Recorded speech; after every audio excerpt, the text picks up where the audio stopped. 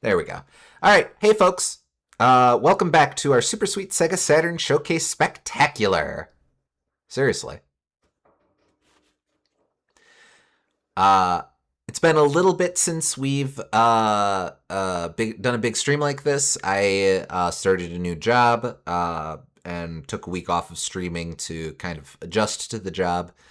Uh, Additionally, our last one was kind of a one-off, looking at something that we hadn't quite planned for part of the series playthrough, but spotlight console miniseries, whatever. But now we are ready for one of the big ones. That's Yep.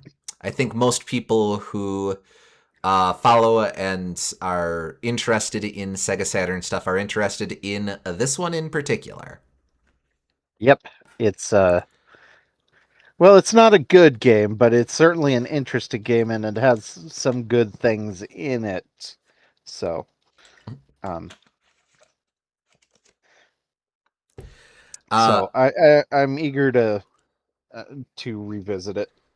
This is a game that I actually have lots of nostalgia for because my friend would play it a lot on his PC. It was one of the games he would play frequently along with see what else was there. There was Croc. There was Croc 2. There was Rayman 1. There was Toy Story 2. Um, there was the Sonic collection. He so Sonic 2 and Sonic 3 I think he played most of. Um, and then there probably some other stuff I'm forgetting, but there was also Sonic R, and he would play that sometimes, and that's how I would get a lot of random nostalgia for the music of this game specifically. hey, I can dig that. I think as well with the PC collections of the Sonic games, since especially Sonic 3, since that would have been the whole Michael Jackson music thing, you what nostalgia you would have for that soundtrack would be for the alternate soundtrack that isn't as well preserved or as fondly remembered. So, in a sense, Sonic R is probably the classic Sonic soundtrack for which you have the most fondness of, or the most Yeah. nostalgia for. Uh-huh.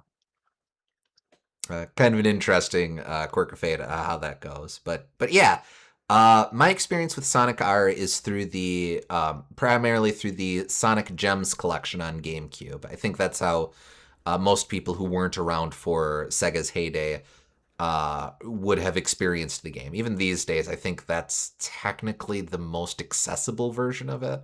I don't think Sonic R has gotten very many re-releases. Uh-huh. Um, uh, but I usually like to start these with a warm up question, and I think I'm gonna Is put your it question just going to be, can you feel the sunshine? In which case, yes, it's very hot out. legitimately. I have been trying to figure out what to ask for these past 3 weeks, and for most of that time, I have considered asking you that very question. I will say it is very hot out in my neck of the woods as well. But no, no. I think for more academic question, we're pretty far along in our studies of the Sega Saturn. Obviously, there's a lot of the console library we haven't seen, but we've spoken a lot about the technical capabilities of the Saturn, of what it was designed to do, of what it was capable of doing, of what it kind of took developers a while to figure out how to tease out of the system, what its strengths are, what its weaknesses were. Um, but one thing that we really haven't spoken a whole lot about is Sonic. We mentioned Sonic in the context of Bug, since, again, that was originally supposed to be a Sonic game, very briefly, and the only thing that was left over from that is his cameo in that one bonus stage. Um, We've talked a little bit about some of the other things Sega staffers relevant to Sonic were doing. We looked at Knights already. We kind of talked about Virtua Fighter 1 taking the place of being the mascot launch title for the platform. Um, but we haven't spent a whole lot of time on Sonic. Now, Uh, it's popularly considered that. No, sorry. Did you Well, have a I thought? mean, well, I was just thinking like we didn't spend a lot of time on Sonic because Sega also didn't spend a lot of time on Sonic. That is sort of what I'm getting to. Yeah. One of the it's popularly considered the reason why the Saturn failed in the West is because it didn't have a it took so long for it to get a Sonic release, and the major Sonic release it finally got was Sonic 3D Blast, but that was cross-platform, or that was cross-generation, and then the major unique Sonic release it got was Sonic Jam, but that was a compilation of Genesis titles. So really, by however you qualify it, the big Sonic release for the Sega Saturn was this game that we're going to take a look at. With And Sonic 3D Blast isn't very good, so people barely count in that game. And like there were other issues with the Saturn's launch in the West, so that's not the only thing, but it was definitely a big factor. correct, correct. It couldn't put it better myself. But that all being said, if you were specifically in the place, in a position of power in the mid '90s, and you had the ability to will any Sonic title into existence, one, what would it look like? Two, how would it play? And three, when would it come out? Well, we already sort of got that, didn't we, with Sonic Mania?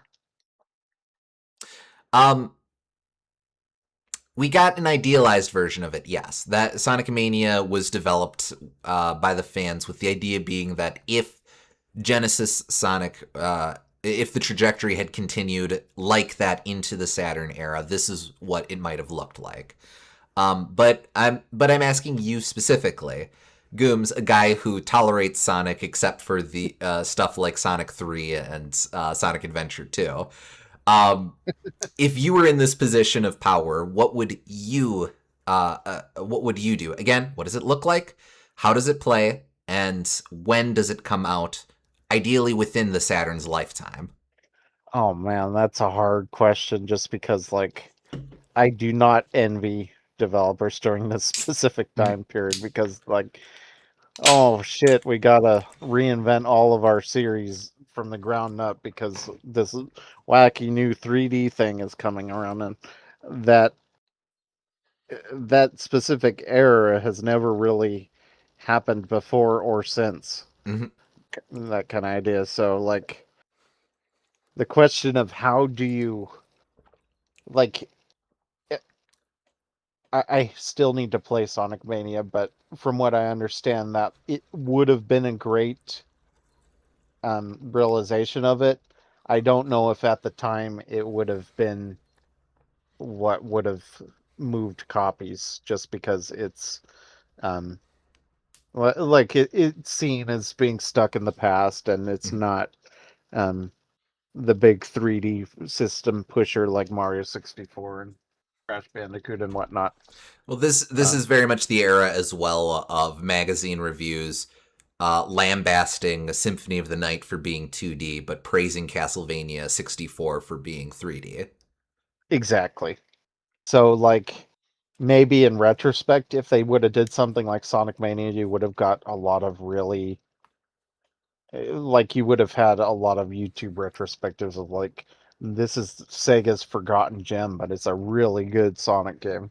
Hmm. Um, I think that's kind of what the legacy would have been. Um, but and insofar as how to adapt, it would seem like you would want to adapt Sonic to 3D in order to do that. In order to try to keep Sega relevant Hmm. and like between the Saturn not really being able to do 3D that well and um, just the just the difficulty that comes naturally out of making a 3D Sonic game because you have to make such a massive amount of level geometry to match Sonic's speed. Hmm. I don't know if like a full Sonic game that is 3D would even be possible, which is why so many projects got canned. Probably is just like they realize, yeah, I don't know if we can do this. It's it's definitely a major factor, and I'll run through the history very very briefly in a minute here because it is relevant to Sonic R, but very much, yeah, one of the major issues that the teams that tried to make Sonic games, particularly the team behind the ill-fated Sonic Extreme, ran into is trying to figure out ways to do Sonic in 3D in this era, and they just kept not finding things that really stuck. Like the experiments were okay, but they weren't what Sega wanted of for Sonic.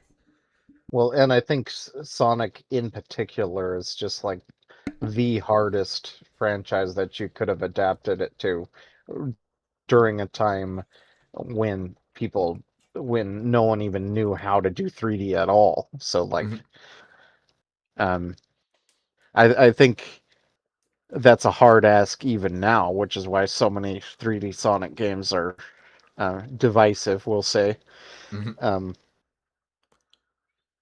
but back then, especially, like, I don't even think it would have been possible in any respect. Like, you would have had, um,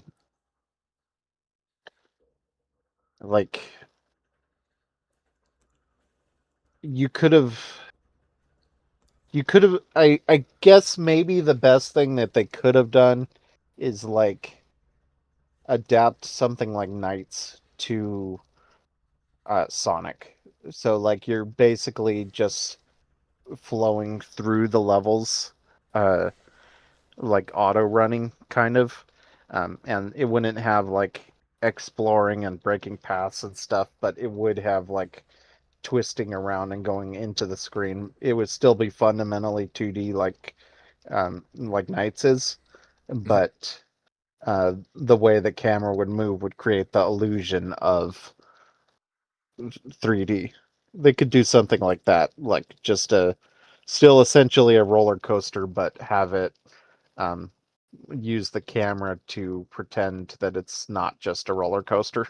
Well, that's really interesting. Like Knights, like you said, or maybe Panzer Dragoon take cues from that style of being on rails. That's Yeah, interesting. they could Well, probably do something like that. made it glad to have you, Jared. We're still doing opening thoughts and stuff.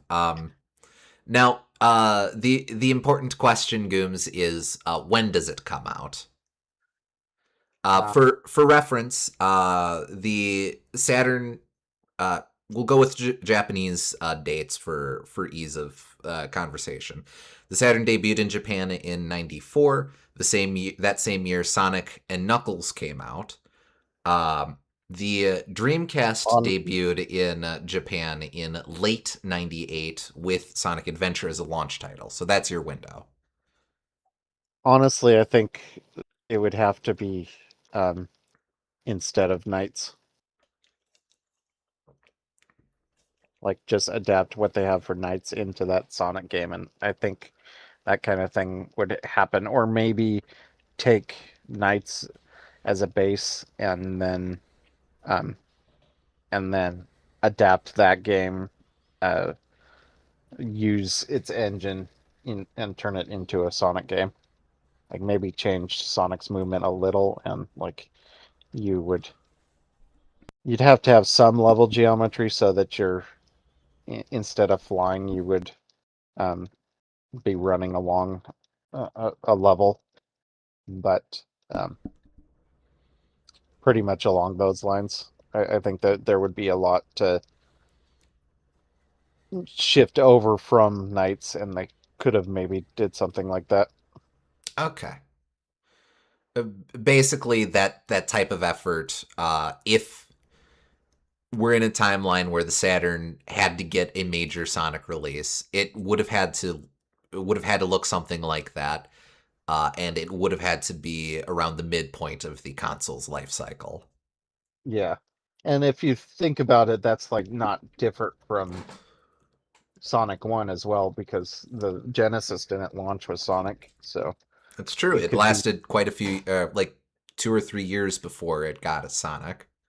yeah, so it could be kind of seen along the same veins as something like that.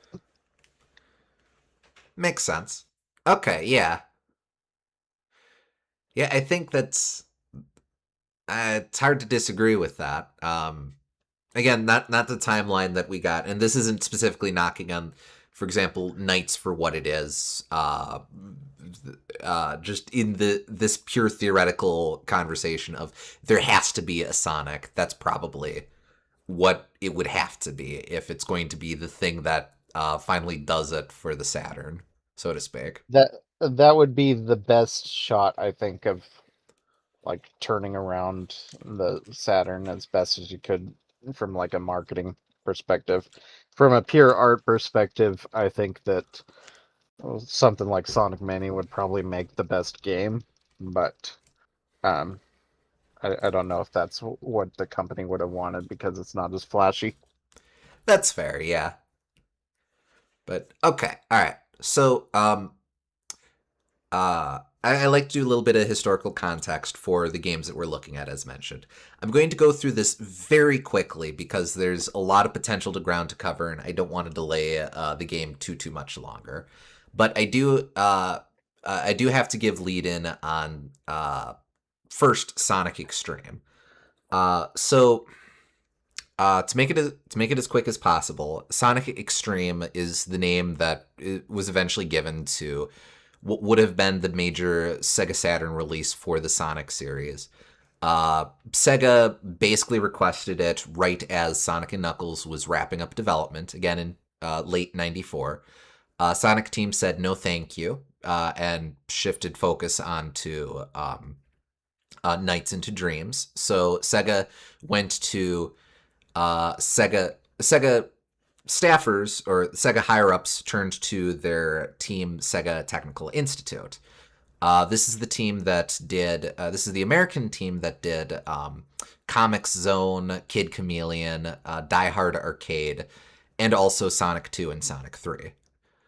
Um, and Sonic Spinball for that matter. So Sega turned to them as like, okay, Sonic team's out. You guys are in. You have to make the big Saturn title, the big Sonic Saturn title. They were like, oh boy, okay. Um, Sonic Extreme had an extremely troubled development cycle. Again, I'm not going to get into the full depth of it. There's a lot of really comprehensive resources for it. Basically, the development cycle lasted for about 2 years. In that time, they milled 3 directors and lead programmers. There were a lot of there was a lot of antagonism between the team at Sega Technical Institute and the higher ups within Sega of Japan. Sonic Extreme is kind of the case study or the most clear example of that disconnect between Sega of America and Sega of Japan. I believe this is the era when Yuji Naka would fly in and just poach talent from Sega Technical Institute. Mm-hmm.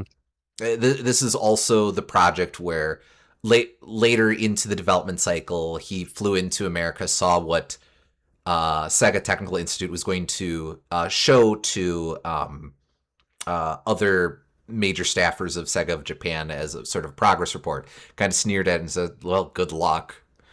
Um, uh, the Sega Technical Institute itself split into 2 separate teams. There was a team that was handling the gameplay stages, and there was a team that was handling the boss stages.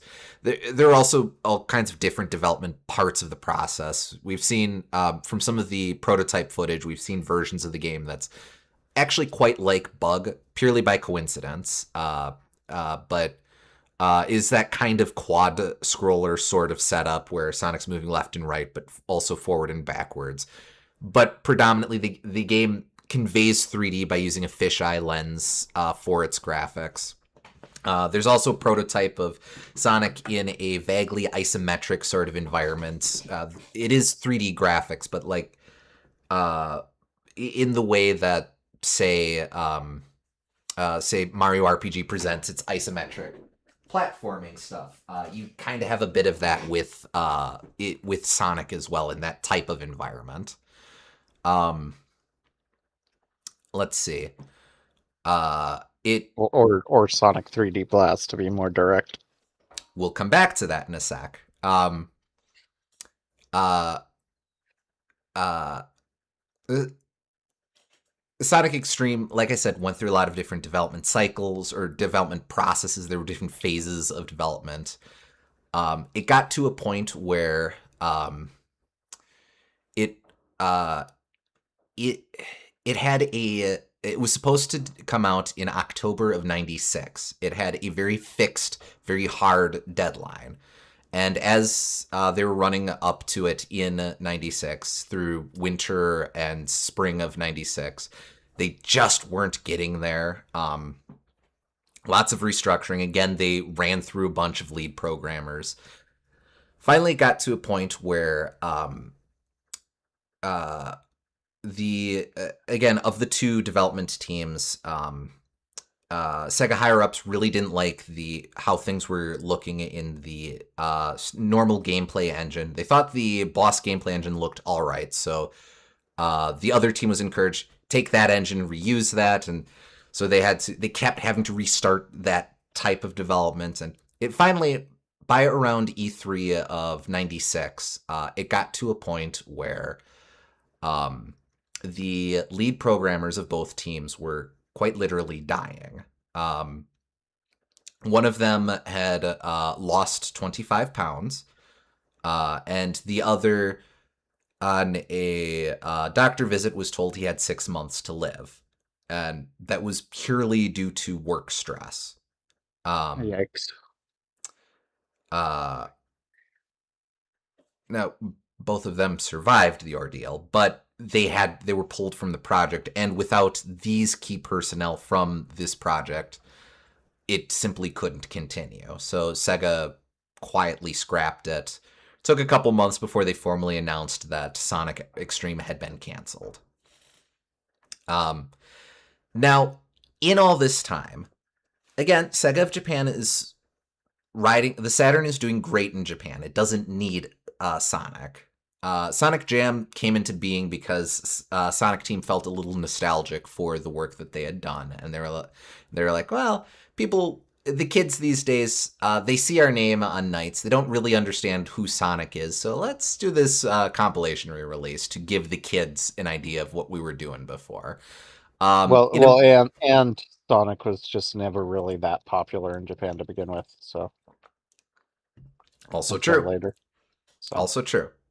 But of course, in the West, Sonic was Sega, so that conspicuous absence of Sonic was, again, not the reason the Saturn failed, but a huge contributing factor to it. Sega of America and Sega of Europe kept making noise in 95 and 96 about, hey, we really need a Sonic game. And Sega of Japan finally went, ugh, fine, okay. So they looked at their Western developers that had worked for them, and they looked at Traveler's Tales, a British studio, at that point best known for Mickey Mania and Toy Story. In particular, it was John Burton's work on Toy Story that really impressed Sega of Japan, because he'd, through his technical wizardry that very much characterized a lot of his early projects, somehow figured out how to compress the fabulous, of course, the groundbreaking visuals of the first CGI movie into a Sega Saturn game. Nope, a Sega Genesis game on a console that had come out in 1988. Not a very good game, mind, but still impressive. From a pure technical standpoint, very impressive. This is, and we've mentioned Toy Story before as well. Toy Story was, the visuals of Toy Story were directly responsible for inspiring some of how Clockwork Knight looked with respect to how Sir Pepperochow appeared in that game world with that mix of 3D graphic of 2D sprites in 3D environments. Mhm. Um, so impressed by Toy Story for Genesis, Traveler's Tales was hired to make a Sonic game. Actually, they were hired by Sega to make a game, and Traveler's Tales was initially resistant to do it until uh, Sega said, "Oh, well, I'm just saying, you'd be able to work on the next Sonic game." And that is how we got Sonic 3D Blast. Level design is by members of Sonic Team, but the actual technical wizardry comes to us from Traveler's Tales themselves. Um, I think the main one thing that I read about it that kind of caught my eye is the Saturn version of 3D Blast famously has completely different bonus stages. Really, really good bonus stages. Supposedly, those were carried over from Sonic Jam. Um, Sonic Jam itself, and again, this is tangent of a tangent of a tangent.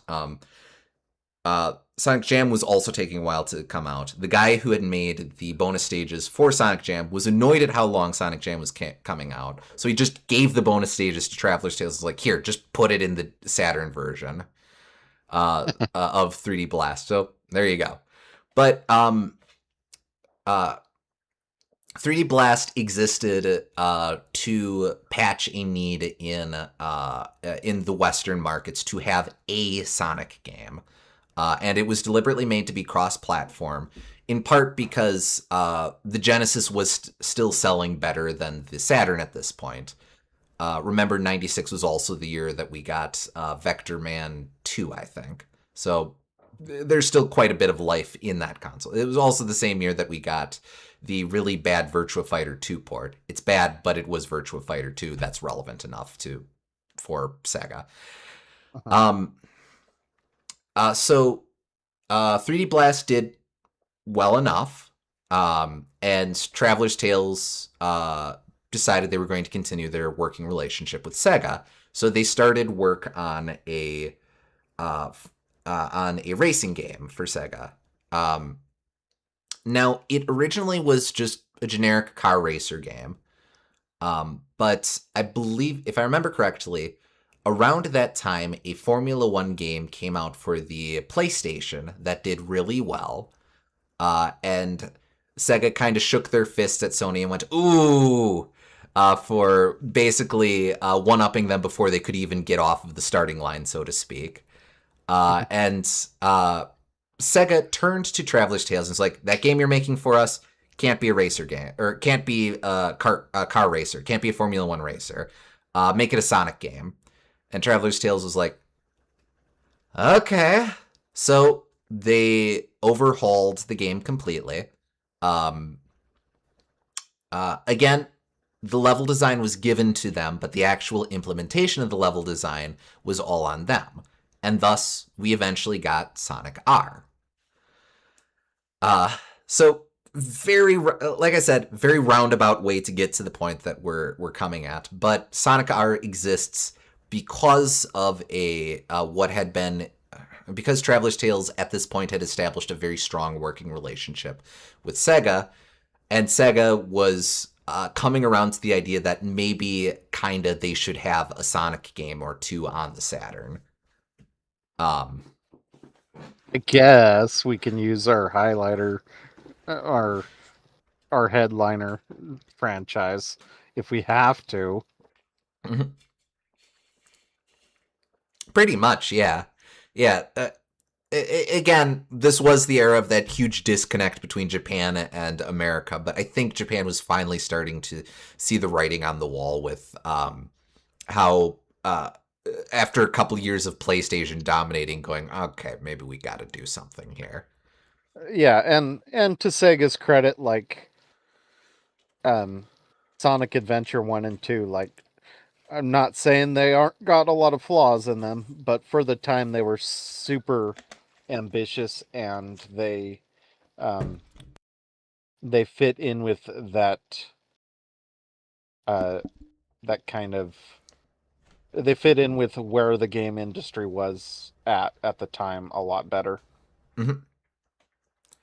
Like, um, I don't think there's anything that those games necessarily did wrong relative to the time period that they were released in. I think it's more just that it was too little, too late. Yeah.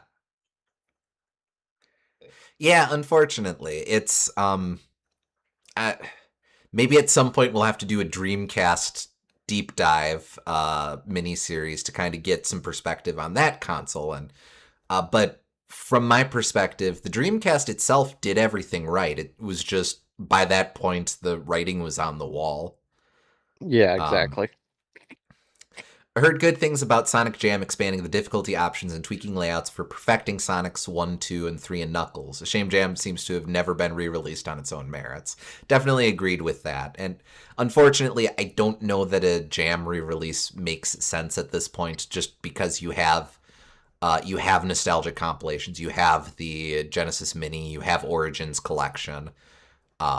It just you functionally have what Jam is without it being the original team's version of what a compilation would look like. I'd be curious to take a look at that. Maybe at some point, if we do a sequel spotlight spectacular, that might be worth taking a look at. But sadly, we're probably not seeing a Steam release or whatever of Jam. Although, if again, the dream is that Saturn games get added to NSO. That's a context I think we'd see Jam, Uh-huh. but that's also a context where more people would be exposed to bug, and maybe that's a contagion we should keep under lock and seal. All right, but we've spent a long time. People who are here to watch us play the damn video game have very patiently waited for us to get to the point, so let's not belabor this any longer. Uh, I will say, as I'm making this switch, this will probably be a shorter stream for us. Uh, One, I donated blood earlier, so I'm not as high energy as I usually am. But also, two, it's freaking Sonic R. It's not going to take us long to look at this. I think we might still get 2 sessions out of it, but You think so? Huh. Okay. there's unlocks in it we can do.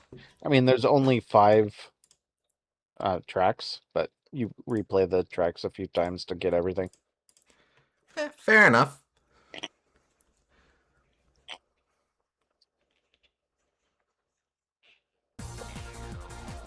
And there we are. Hey, look what I can do. Yep. I control the letter and the colors. Uh, Mario 64 title screen. This is not, but they tried. Yes. No disrespect to the Taxman Stealth remakes, because I only hear good things about those. Just think the refinements made by the OG Sonic team would be cool to see return in the modern day. Agreed with that, definitely. All right. And here we are. And here we are.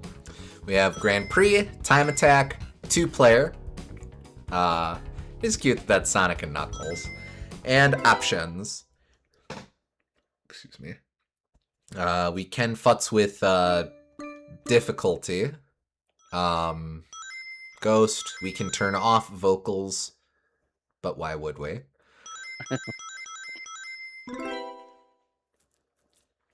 Funnily enough, John Burton has mentioned over the years that during development, he initially had that default to vocals being off, and he had to go into the settings to turn it on. But listening to the songs over and over again, he eventually came to the realization, no, you need to have the vocals. Yeah. Hey, Will, It's going all right. We are, after a long prelude, we are just about to get underway here. Yep. I was just saying I donated blood a little earlier, so I'm a little low energy, but should be okay. Alright, who are we? We can be Sonic, Tails, Nux, Amy, and no one else for now. And Amy gets to be in a car because she sucks shit. Sure, we'll go with that.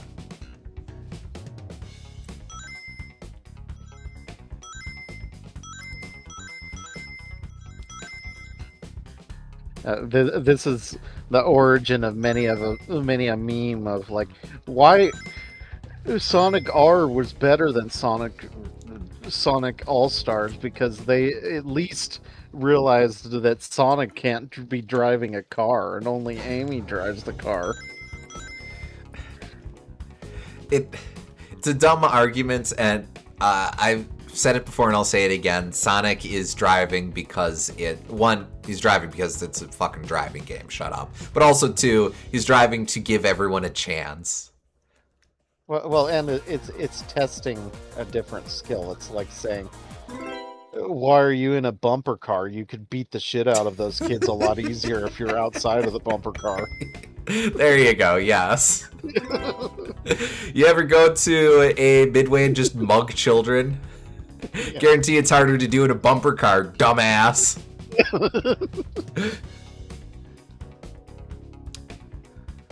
But back to the Belle of the Ball, Sonic R is a fun game. The on-foot races, handling of racers and mechanics, the legendary music and vocals. Just there was more of it. Real Sonic R2 when Sega. Maybe someday.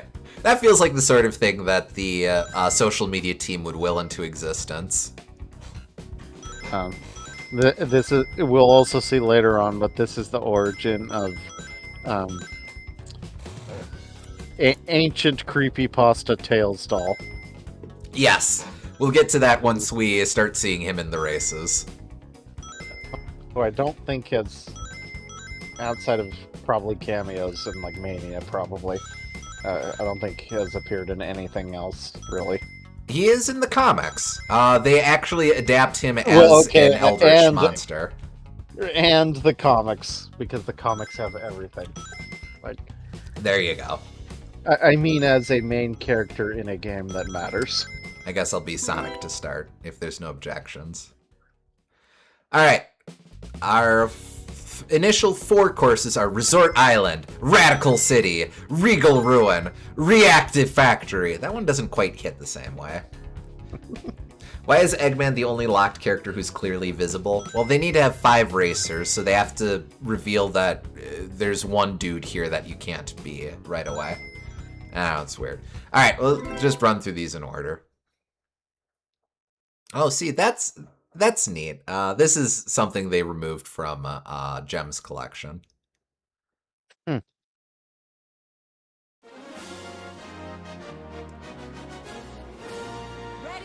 set, go!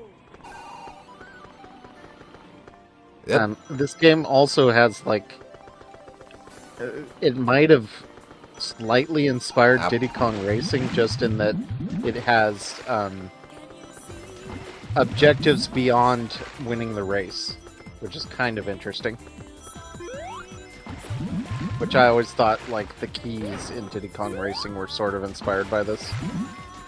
Oh, I could see that. Oh, wow. They're hidden a lot more cleverly in that game.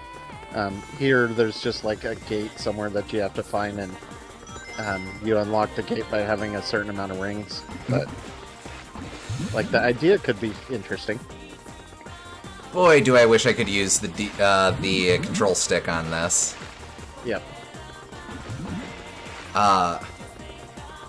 That's just due to my controller setup. I've haven't been able to get the actual control stick to work with the emulator here, so I'm stuck on D-pad, but boy, am I feeling that right now. This game is just also really slippery, so, like, it's not all you. It's, you can feel that it was definitely a car game initially. Yeah, now that I have context for that, absolutely. At the Because same time, this- Amy really sucks to drive as too, so I don't know. Well, I mean, like this control scheme makes a lot more sense if it were a driving game, but like a driving game with platforming is naturally going to be really hard. But the sense of just really wide turns, that makes more sense for a car. Yeah.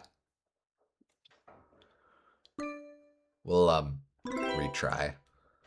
If they were to have a game like this, they needed to make it a lot more fluid to match the fact that Sonic can just move anywhere and do whatever.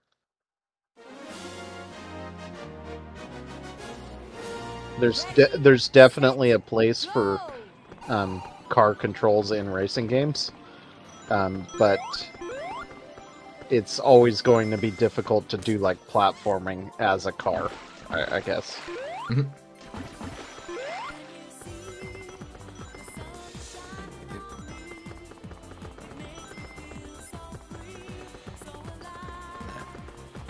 Yep.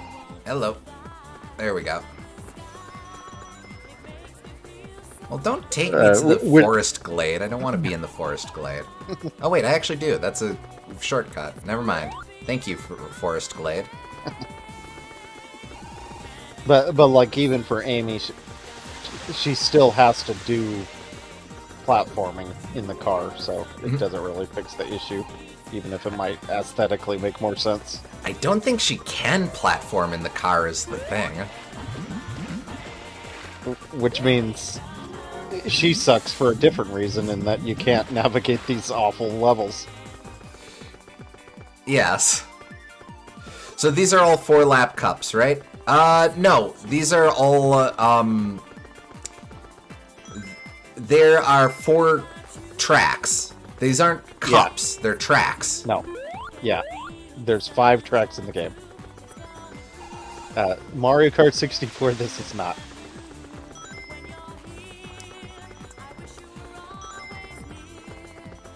Because Mario Kart 64 has 16 courses, which is, pretty reasonable. Maybe less than modern games, but like you could get a lot of good game out of that. Yes. This has 5. Dear God, yes. Entirely fair. Win the race. Just win the race. Just win the race. I don't care what it takes. Which is probably why they created all of these alternate objectives in a desperate attempt to pad out the game's length, but like still there's not much here. Yes. So our goals is, well, these courses better be pretty great to compensate. Well, Will, what do you think of this first fifth of the entire video game that you've seen now in its entirety? Yeah. I mean, there's Easter eggs and stuff, and there's unlocks, but like, for the time, it honestly looks pretty nice. I'll give them that.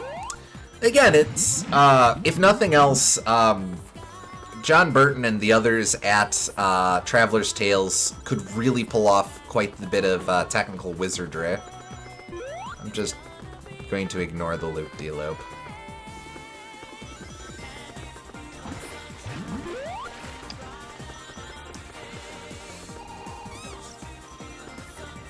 Don't shoot me. Oh yeah, are there even items in this game? Eggman can shoot you. Oh, that's what that is, yeah. So, the rings are just for the gates? They don't increase your speed like Mario coins? Correct. They're for gates and for, they're those, There are those like booster pads. If you take them, you'll run through all your rings, but the more rings you use on them, the longer your dash is. Gotcha. So like I've currently got 30. I'll see how many I build up to here. Alright, this is going to be a long dash. Also, there's those 5 coins you have to find. The special we go. coins. Do you need to find all 5 of them to... You probably need to find all 5 of them to unlock the secret characters. I believe that's correct. Yes. Okay. So, each course has 5 coins. 5, that's the number being 5. We have to find all of them and get first place in order to have a shot at each given course's secret character. In addition, each course has 2 or 3 Chaos Emeralds hidden in them. Yeah, those are behind the gates. Mm-hmm. I remember that. Does that math work? 1, 2, 3. This game 1 or would've 2, been I better think. if you had to find 8 pages instead of 5 coins.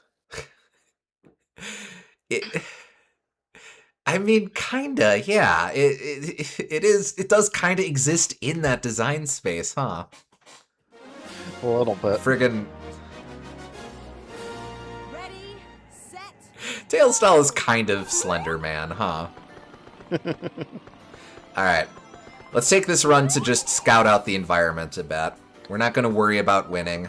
So, 1 coin is up here. I mean, Tails doll sort of was Slenderman for a different era of the internet. 1 coin there. We can unlock this door. Coin 3 is here. Also, this isn't a coin, but let's see.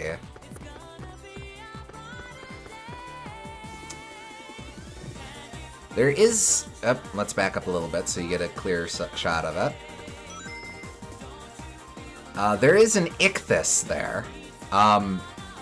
John Burton is, I believe, a born-again Christian, so he just kind of hid that one in there. So, Okay. weirdly, Jesus is canonical to the Sonic series, I guess. Taking this long cut detour here, we find coin 4. I don't even know what to say to that. It's a little weird.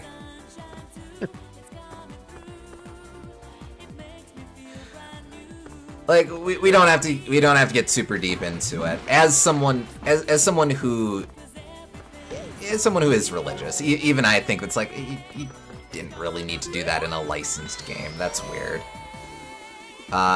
There's one of the Chaos Emeralds. We don't get to keep it, though, if we don't get first, so don't get too excited. You know, for what it's worth, this is kind of a faithful translation of Sonic's core design philosophy to a 3D game. Oh yeah, I think that if it had more time in the oven, this was not the wrong way to take the series. It needed more time in the oven, and Sonic needs Agreed. to not control like a car. Agreed. And it needed more stages. It needed a lot of work, basically. Alright, and then... Come on.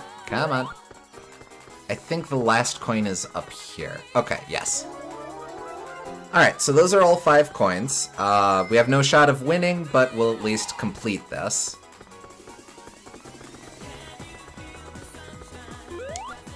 Also note that there's no, like, Lakitu in this game, so course design is just kind of a suggestion. Yeah. You barely even slow down when you're in the water, too.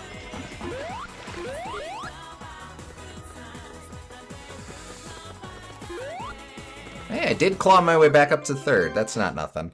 Oh, okay, you just need coins to challenge the secret character. Maybe we will finish this game if you just need the coins. go! You do need all the Chaos Emeralds for the true ending, I guess.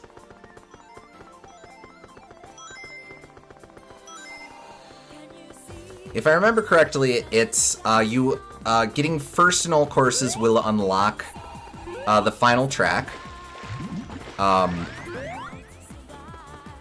Heck. Getting all coins will unlock a shot at the secret characters. And getting all emeralds will unlock the final character. You can guess who the final character is.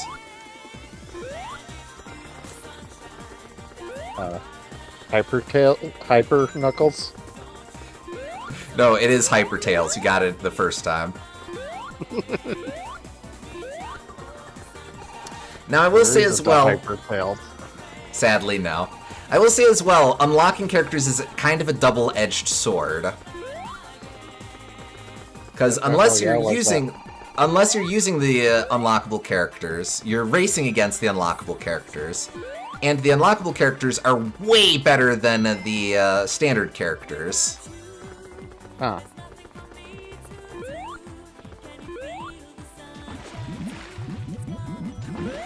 Okay, anyway, I'm about to lose. Oh no. Well, yeah.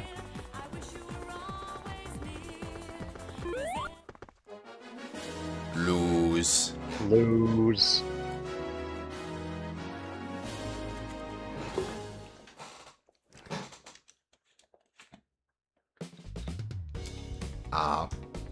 That's right, you don't get to bank a Chaos Emerald if you are racing against an unlockable character.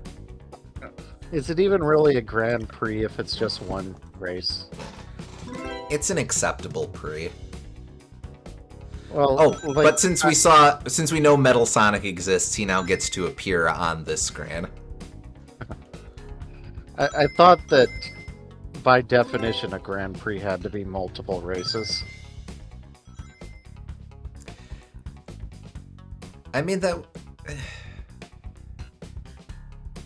I think that is correct, yeah. Weird. I'll be Tails here. Let's run through each course once. Let's get first on each of these. I've never actually... Usually I've got a bunch of other unlocks by the time I get to the final track.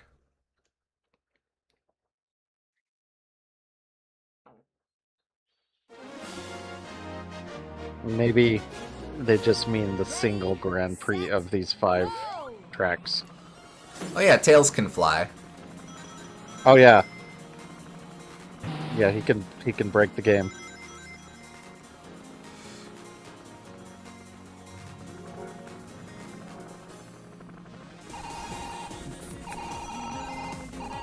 You know you have to survive. You got to keep your dream alive.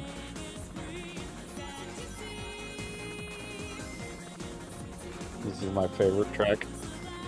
I want to live in the city where nothing can get me down. Yes. Oh, crap. Nope. Wait, where am I? There we go.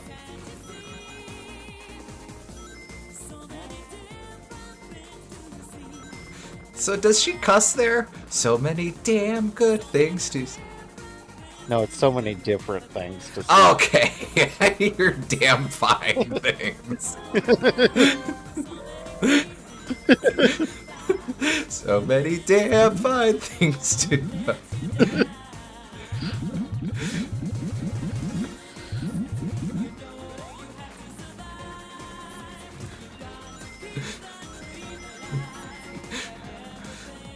Uh-oh, something in the city got you down.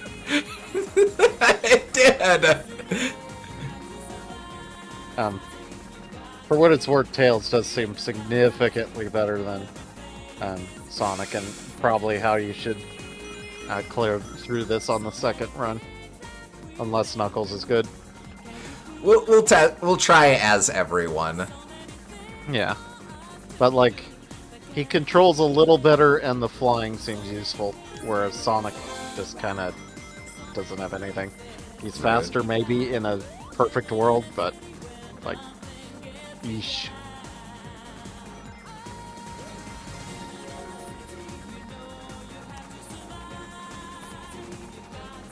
Like, Tails still feels like a car, but he's like a He's like a Volkswagen Beetle instead of a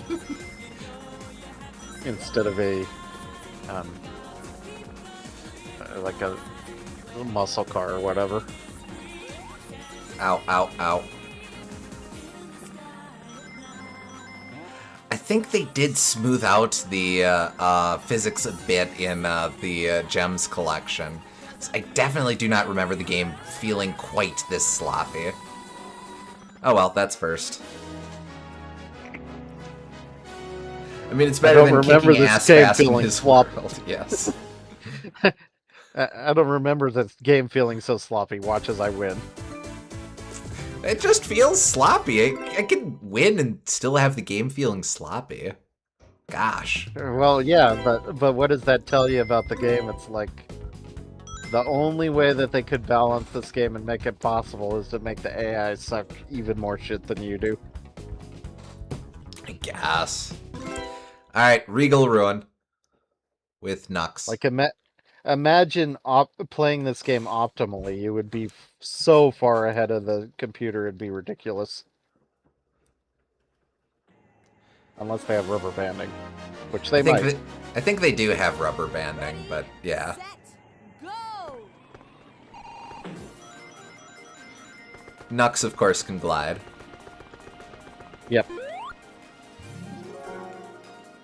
Oh, yeah, actually, I think Nux might be the play because he doesn't control as well as Tails, probably, but his gliding controls a lot better than Tails' flying, I think. I think when I'm confident... oh, actually, that feels great. Never mind. Yeah. So I think that gliding will probably help a lot for finding all of the secrets.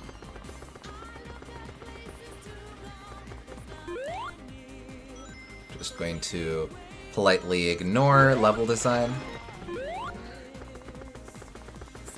We'll be back in time to another world.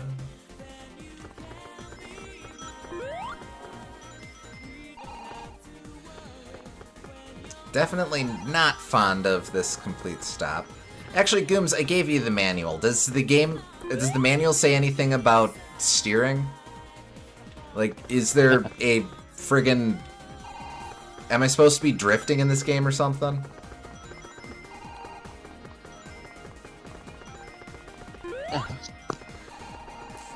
D-pad left or right make the character turn in those directions. Wow. Wow. D-pad up, hold. D-pad, hold the D-pad up, or hold the B button to make the character accelerate. Okay, logical left so and right, far. left and right shift buttons at the same time make the character brake. Left or right shift buttons to make the character drift in those directions. So yes, there is drifting. Left or right shift? What? Oh, that's probably going to be L and R. The triggers. Okay. Yeah, L and R. Oh yeah, true enough. Button X. Okay. Button X for a close-up game view, and button Z for an overhead game view. And no points for guessing what the pause button is. Z. I already said Z, you nincompoop. Z a second time. That makes no sense. I think you mean that makes Z sense. Because it's français. Set, go! Do I have to explain how my math teacher taught us about functions again? I've forgotten this story. He compared them to video games and said it's not functions if it's not fun. You have to, when you press the B button, it has to do a specific thing. Just like when you plug in this number into the function, it has to do a specific thing every time. Oh, right. Yeah, okay. And I was a little shit and said, well, actually, if you press the B button, sometimes it makes Mario run, and sometimes it makes it even throw fireballs. So there is contextual differences depending on when you press the B button. And he, of course, went, "Oh, you're absolutely right. How could I have been so foolish?" Yes, exactly. And then everyone Anyway, clapped. I live here now.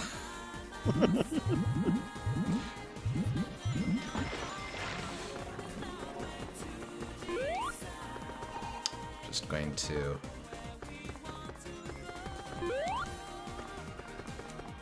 Nope, nope.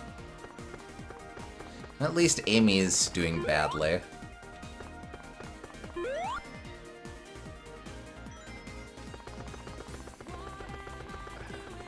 I wonder how you unlock Eggman.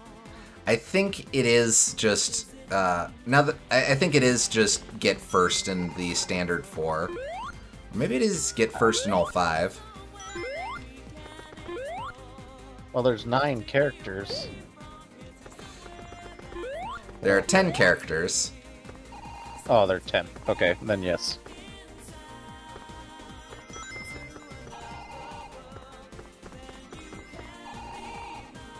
God, I really gotta... Whoa, hello. No, wait, that's the wrong button. Right, There we go. yeah, because there's Yep.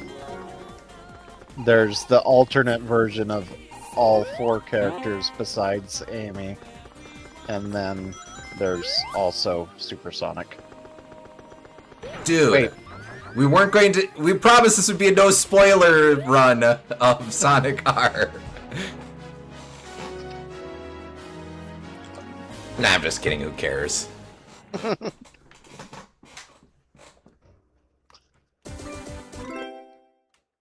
Yeah, well, eat shit.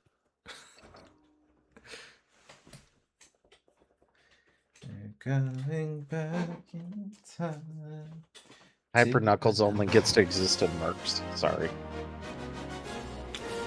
Ready, set, go! Since we're just kind of Still- taking our time anyway, I guess I'll explore some of this other stuff. Still one of your better fights. Thank you.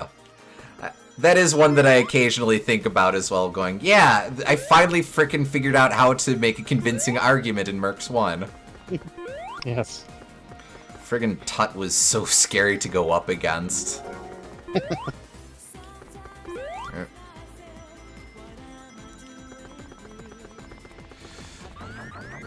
Luckily, that signpost isn't real.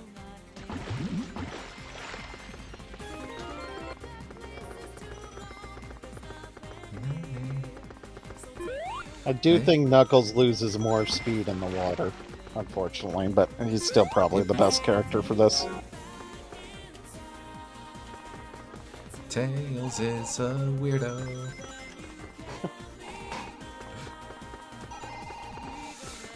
Okay, banking does feel good. Yep, no, I want that coin. Damn it. Okay, fine. Nothing else matters. I can get the secret fight, whatever. Well, you can try to win, and then you won't have to play this course again. No, I will, because I still have got to go for emeralds. Oh, right. Do you need to get emeralds and win?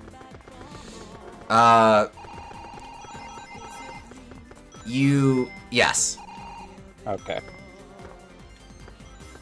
So yes, then the rest of this is a foregone conclusion. Unless you want to try to go to the emeralds now. No. Damn. Take me back in time. Eggman has a gun.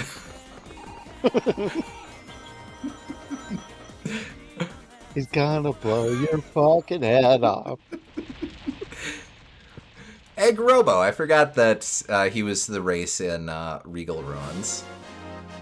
Actually, He's it's kind of the a weird alternate. pull for... Ready, set, I always treated him as the alternate version of Robotnik, which I guess isn't technically true. But He's a very fun inclusion, though. Yeah. This is a character who would not be relevant at all, given, or even a year later, but, like... What is Egg Robo's first game, actually? Sonic 3. But he's also yeah. technically the true final boss of Sonic and Knuckles. Nope. Yes, that's... The What? true main bad guy of Sonic and Knuckles, rather. Since he replaces Eggman in Knucks' run. Yes. I remember now. Yep, so take me back in time.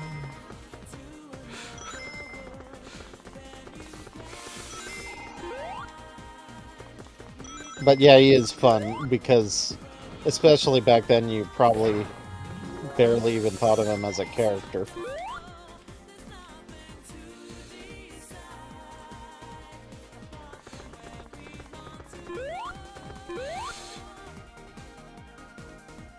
Don't do it. Ah, he did it. Ow, why? Don't take me that back in time. This back in time is fine.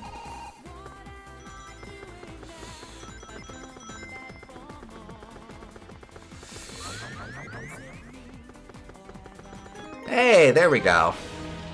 Ween. It turns out when you're drifting and you have a busted flight power, you do significantly better. It's true. And we have now unlocked... Oh, excuse me, I have to go all the way to this side. Egg Robo. But let's not play as him yet. Amy. Reactive Factory. Think she's gonna suck shit. Amy is bad at cars. It is interesting how, like, obvious the tier list is in this game of characters. Like, I don't think in Mario Kart games necessarily it's immediately obvious, but in this game you just have to play it for a little while and you realize, oh, Amy's the worst character and Sonic's the second worst character and Knuckles and Tails are godlike and the secret characters are also godlike. Yes. Except, well, Tails Doll actually kind of sucks, but... Well, like, he's still a big step above a lot of the others. yeah.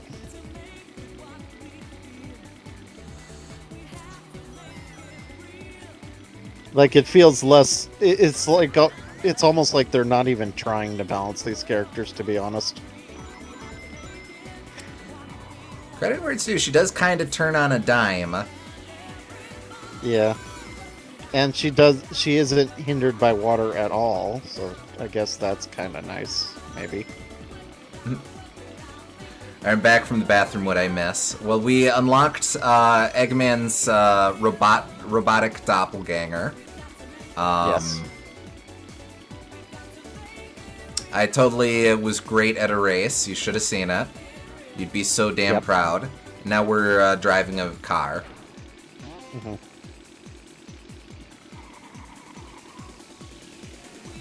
Oh, and you got a power-up that time. That's rare for this game.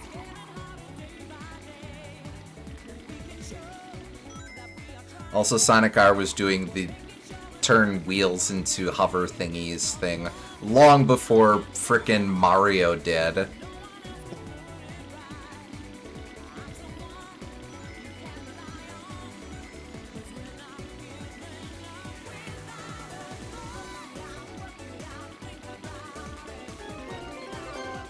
How's life I going? have Go Juice. It's going alright. I started at a new job. Still kind of adjusting to that, but it's been treating me nice so far. I am preparing to move. I will be moving at the end of August. It's now official. I've got it with my property management and stuff. So at the end of the summer, I'll take a again, I'll be off for a week, or we'll be off for a week while I adjust, but then you'll see a different background to me. Mhm. Amy does get a speed boost as her ability. That's kind of neat. But yeah, she sucks. Yes. I am not Ryoken, so I am not going to try to beat the whole video game as Amy. I just want to demonstrate what Amy is like. We're now going to be Egg Robo. Cuz. I think Egg Robo can shoot people. He also hovers, which does impact collisions. Ready, set, Does it mean he can't go. sink in the water? I think so, but we'll see shortly.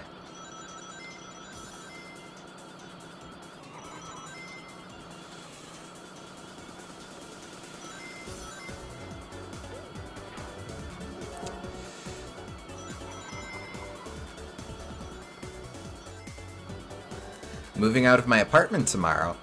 Indeed, Egg Robo is scarcely impeded by water. Moving Which out, though, means- that's exciting.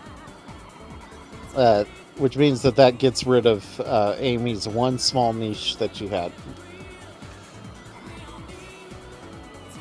Get fucked, Amy. Oh, no, he does slow down a bit, I guess.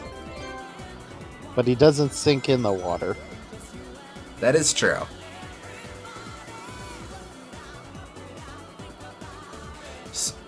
So are you moving, you don't have to get too specific, but are you moving to a different town, or are you, just moving across town, or really just moving back in with my parents for the time being? Oh, okay, gotcha.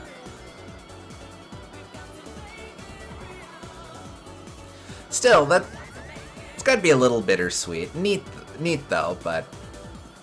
Yeah. Oh, Egg Robo can't jump is the thing. Because he's already flying. So he's like a mid-tier, I guess. If I remember correctly, in my previous playthroughs, because this is my third time through this, the play is usually to unlock Metal Sonic as quickly as you can, and then just get good at the damn video game. Yeah. Why aren't you shooting them? What is the shoot button? It's just A, Probably isn't it? whatever. Probably the jump button. That's what I thought. I thought I was shooting. You got to make it real. Make it real.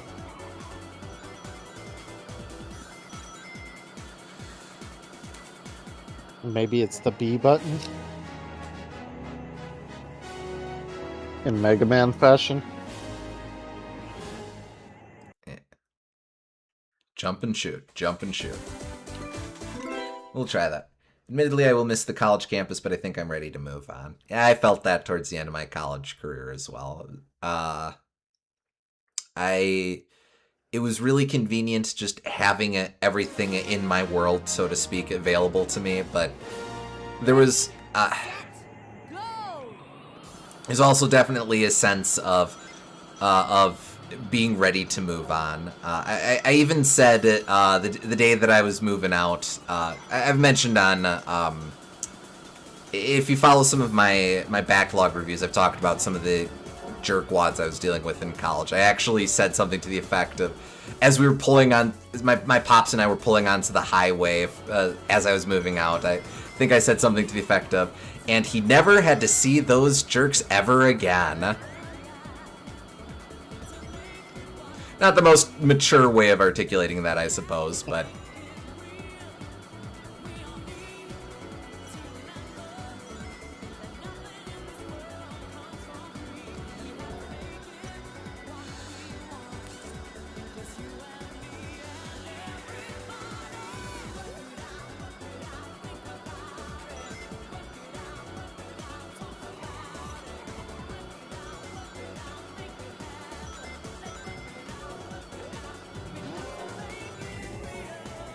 Damn. Oh no, you fell through the terrain. That had to Secret- happen at least some time.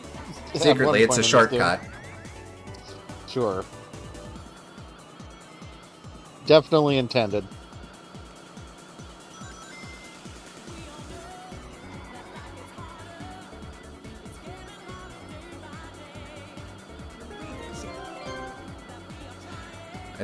I did forget that that was kind of a shortcut.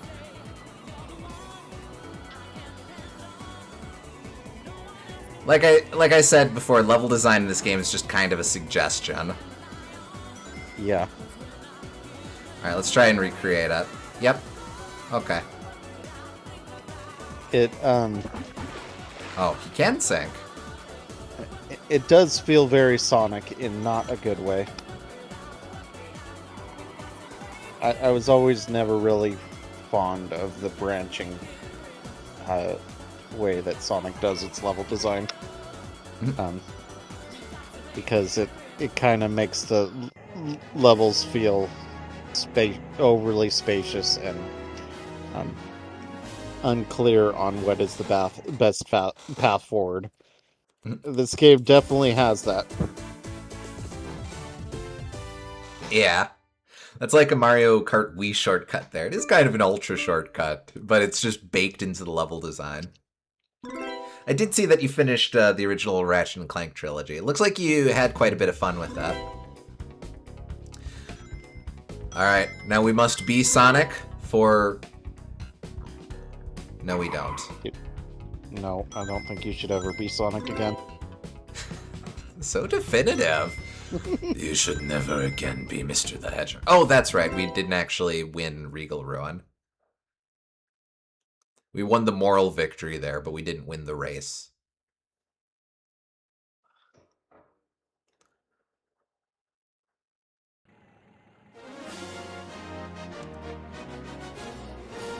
Ready, set, go! Ow.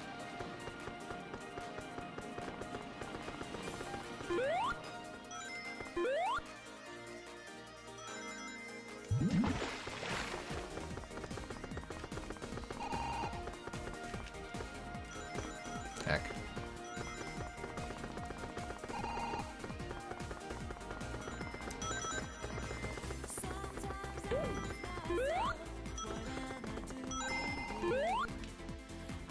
Wee.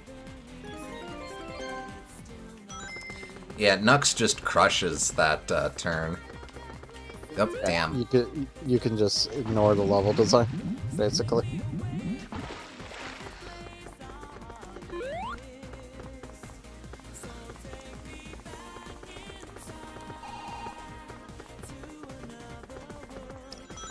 There might, I guess, you said there was some YouTuber that tried to beat the game with Amy in every course. Yes. Yeah, actually, Rayoken, I think he was a speedrunner, but actually the Designing 4 video of Crunch inspired him to start doing speedrun challenges. I remember that, yeah. Weird racing challenges, and one of them that he did was of Sonic R as exclusively Amy. Mm-hmm. Yeah, there's probably more difficulty if you really want it out of this game.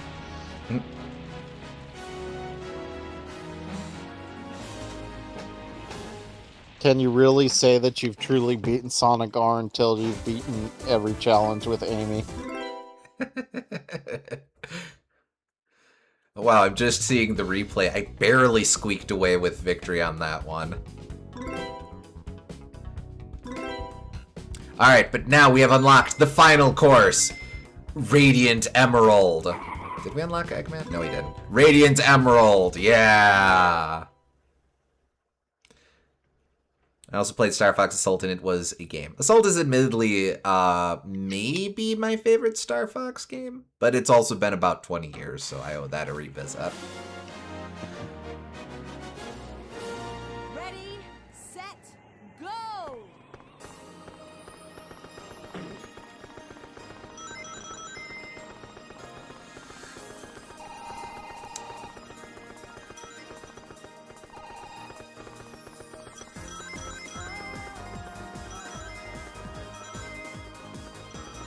There are a lot of Earths around.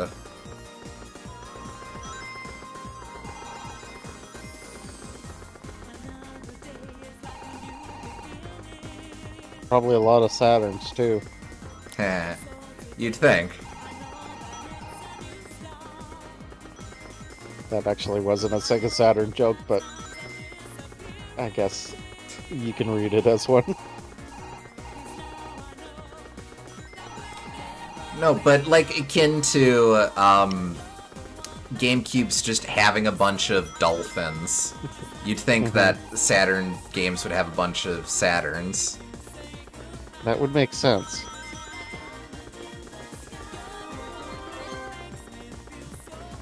Anyway, this is a song I've never heard before because I usually come here with Supersonic. You've never heard it? I don't think so, no. Hmm.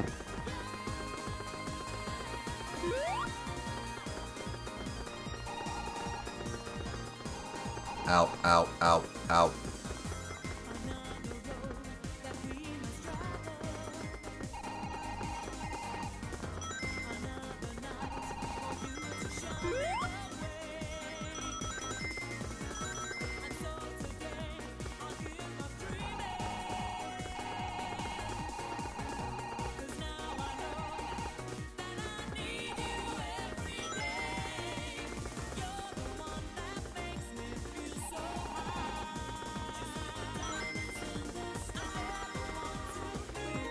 You're the one that makes me feel so fine, like the diamonds in the sky. Like a diamond in the sky. Nope, It's wait, just damn it. It's just a goddamn love song at the end, why not? A pop love song. Well, maybe it's... Yeah, I don't know.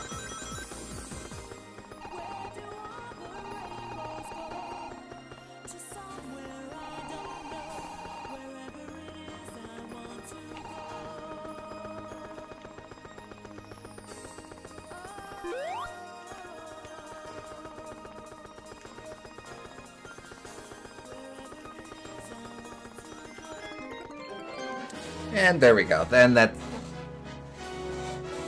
was not too hard. Yep. Yeah, that is a lot easier when you're racing against default characters rather than unlockable characters.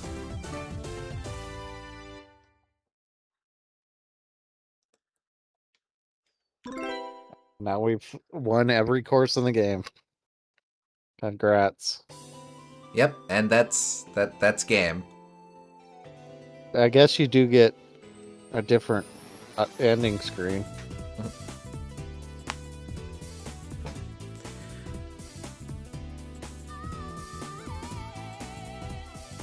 So yeah, that took us less than that took us less than an hour, and I'm sure some people stopped there.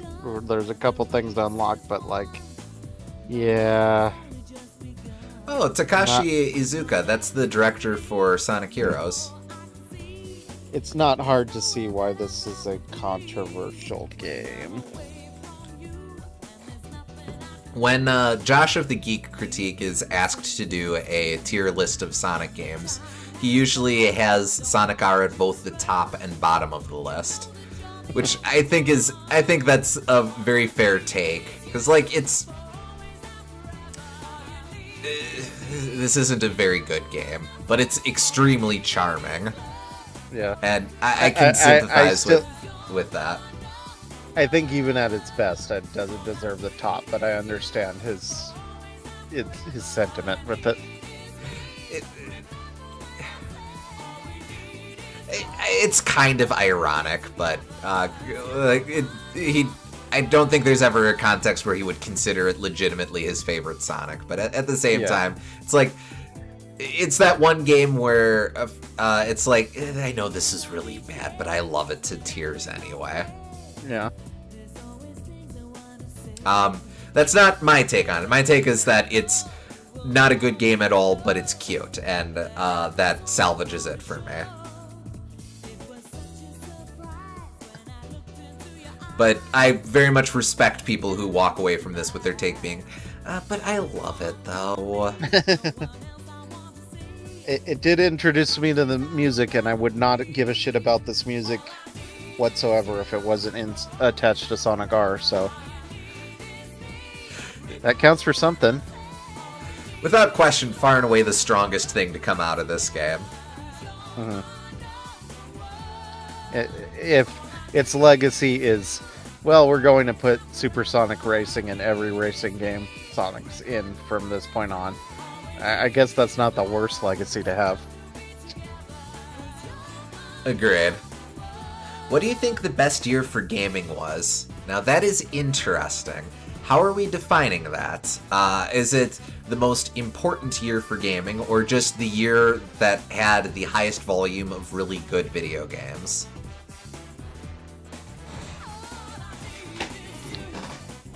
I would have to think about it a lot more. Like, there's the obvious ones people talk about a lot, like 98 and stuff, but 98, 04 I think is considered a pretty solid year. 08, Yeah. 2016.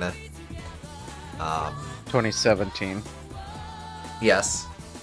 both of them. But for me, it's just I need to spend more time and directly compare all of them. So I can't really say. Fun fact, this art was, not the Sia, of course, but that art was considered for the box art, but ultimately rejected because it would have spoiled that Metal Sonic was a secret character. Which we found out in the first 15 minutes of playing this game. Yeah, I kind of think they should have just gone with that box art. I definitely wouldn't say 08 or 16.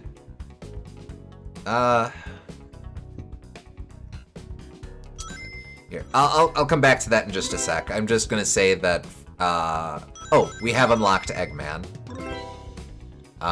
Let's play as him a little bit while we try and work towards some of the other unlockable characters.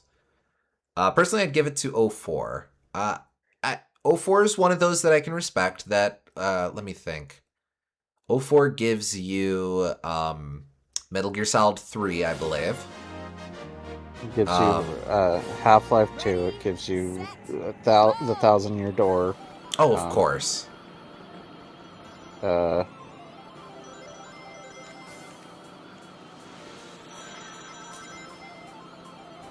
It gives you Pikmin 2.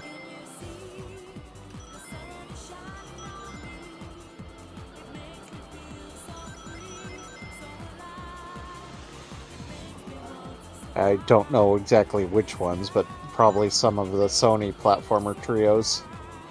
Let me think. You get, I believe you get Sly 2.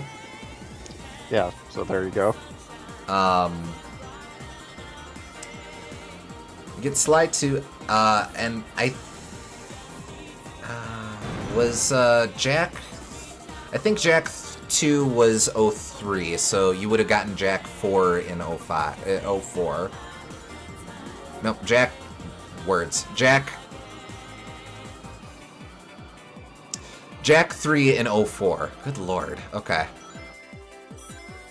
Metal Gear Solid 3, Half-Life 2, Mega Man 0, 3000 Year Door, Katamari, KOTOR 2, Vampire the Masquerade Bloodlines, Trails in the Sky, Metroid Prime 2, Metroid Zero Mission, Minish Cap, Sly 2, and Ratchet 3. San Andreas 2, I think, was 04, wasn't it? I believe so, yes. Also Halo 2, I think. Oh, of course. Yeah.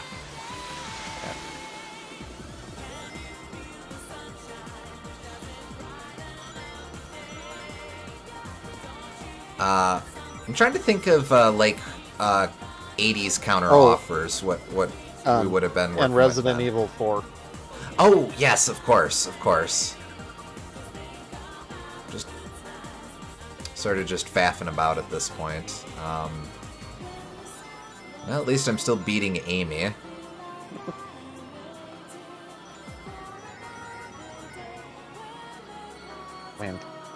well, I'm Doesn't not really beating matter. anime anymore. You just have to get the coins, which you're not doing. Oh yeah, what am I doing? Oh, right. It's automatically decided once. RE4 was 05. Oh. I always thought it was 04. Oh. Yeah, are you looking at GameCube release or PlayStation 2 release?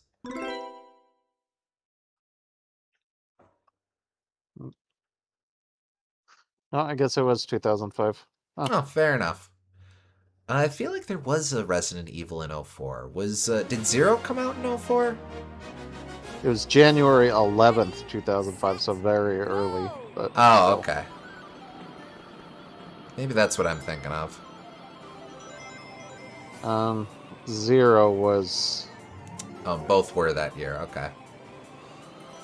2002. Really? I know RE, the remake of 1 was 02 as well, so... I guess Capcom was busy that year. But, like...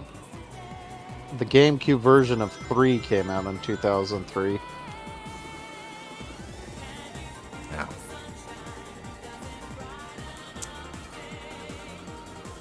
I do need rings, so I'll just grab those. And also the GameCube...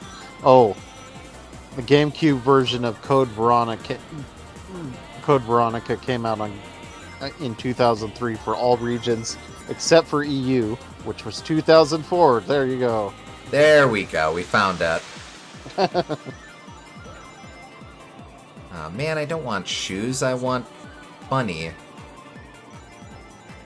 want a billion Mobiums. We've got to have Bunny. GameCube Resident Evil 2 was also 2003. How about 2003 for Resident Evil? Silent Hill 4 was 2004. Oh, yeah, that definitely belongs in the conversation. Really, 04? That feels a lot later than I would have expected.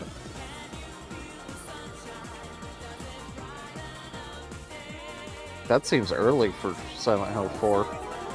Well, I mean, Silent Hill 1 was PS1. Yeah, but Silent Hill 2 was way later. I guess I always thought it was like mid-console or early console, because then 3 would have been mid-console to late console.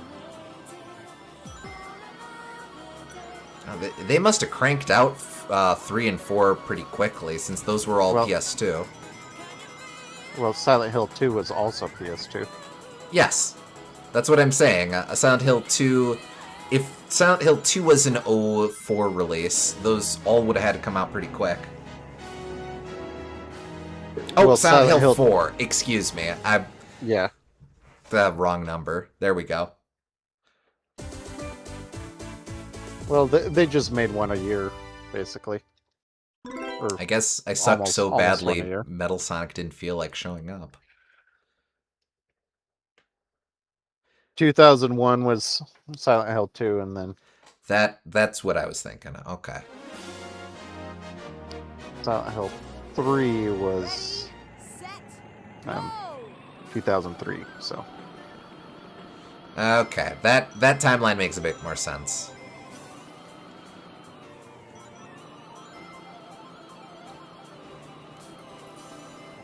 Heck.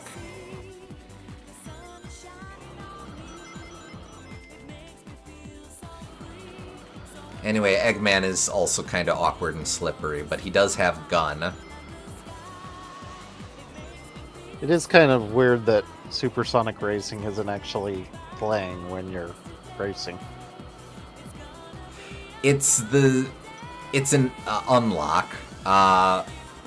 Once you've got all the emeralds, it's the song that replaces Diamond in the Sky or whatever in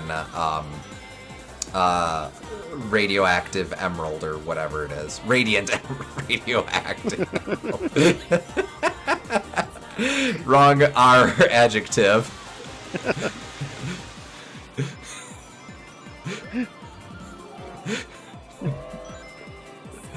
I'm going to steal the Chaos Emerald and give all of the woodland creatures cancer.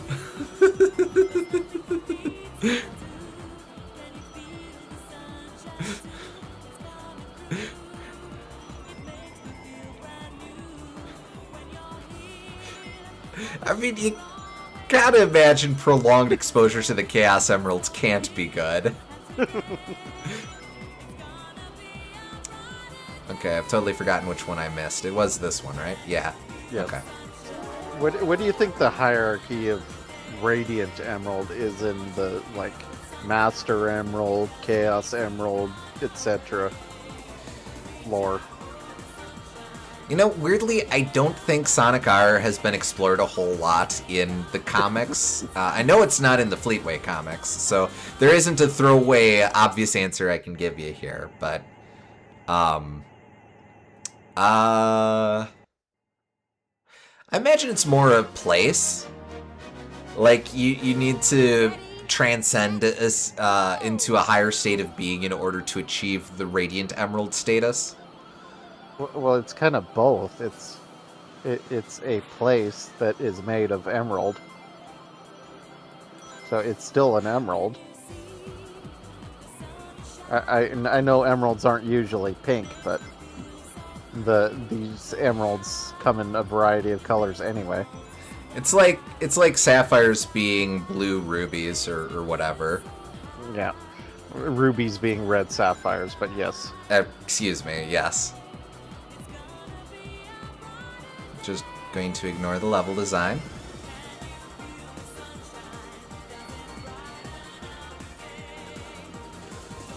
Radiant Emerald is like the weird uncle nobody talks about.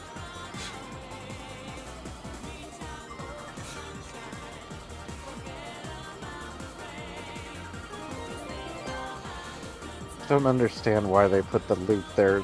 It only serves to slow you down. You can collect a bunch of coins there, I guess. Even then, there's not like a shortage of rings. Or rings, not coins.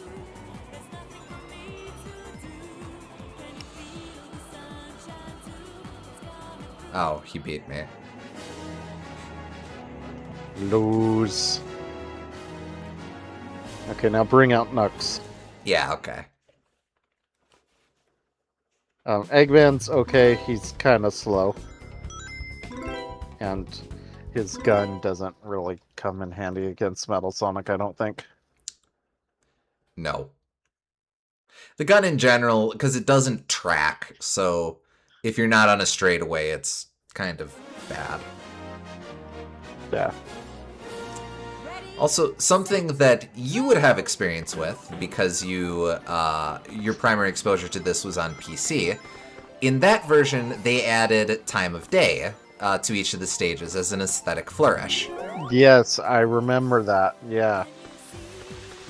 Different weather patterns as well, so sometimes it would be a rainy race. Yeah, it created the impression of more content. That does not exist on this release, specifically because of this song.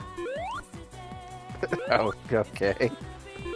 Oh, they say it's too sunny, so it would mess with the lore. You can't feel the sunshine if it's raining, Gooms! Could they couldn't... Is there weather patterns in the other levels? Yes, they all have weather patterns. So, did they remove them from all the levels or just this one? All the levels. So why don't they have the weather patterns in the other levels then? Well, because then, if it's raining in the city, something is getting you down.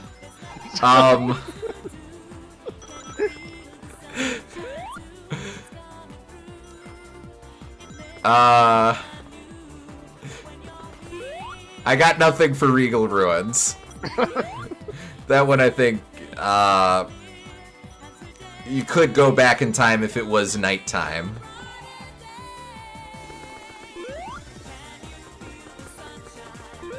I don't know, my answer is more than one stage would be impacted. And maybe if it's nighttime, then it implies that you already went back in time, so you obviously couldn't go back in time again. There you go. It's the- Sound logic. It's the previous nighttime, you see. We have gone back in time Go! to another night.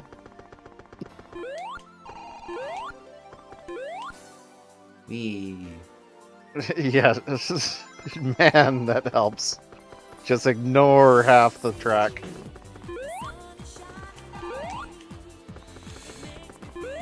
Now, I should probably be trying to collect rings, but at the same time, why?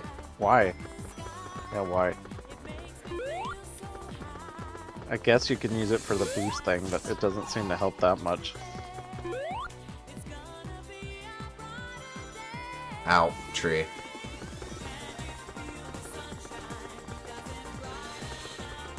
I guess I should at least try for the pickups. Oh, okay. Why?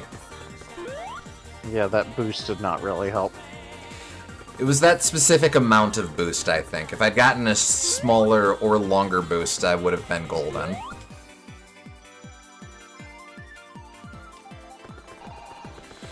Why is Metal Sonic so good at the video game? To be fair, he does have practice racing in his only previous appearance. So, I think- like, he literally exists to be a racing robot. Come to think of it, I think, because he appears in Sonic Drift as well for the Game Gear, so I think he has more appearances in racing games than in mainline games to this point in the timeline. And,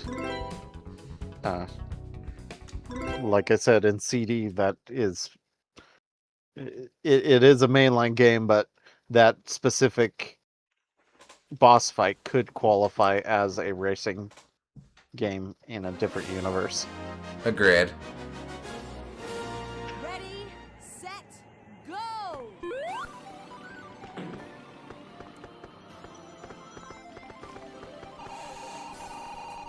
Yep, hello.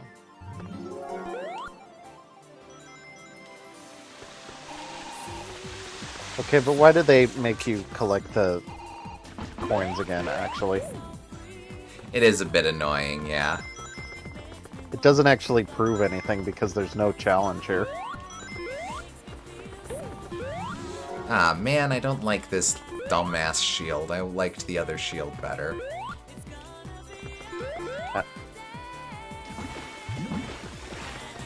And I lose it once I hit water. That doesn't make sense. I think the bubble shield will be all about water. Yeah, you would think. Okay. Yep, excuse me, pardon me. Alright. Oh, yeah, that's the other one. It's just wild to think that, like, in a game this short, it still manages to have filler in it.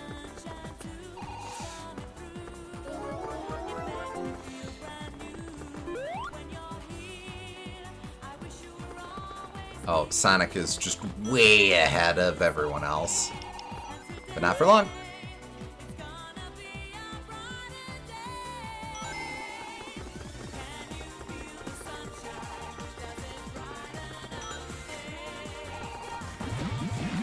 Damn.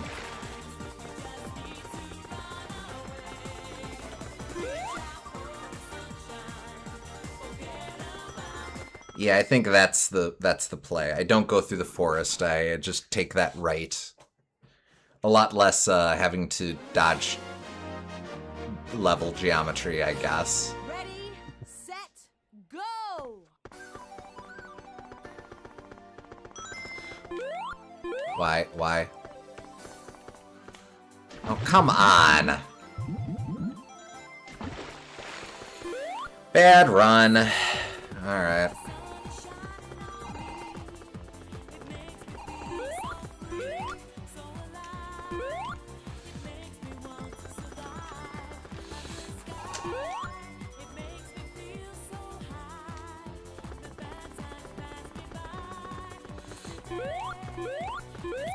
You know, she's getting high a lot.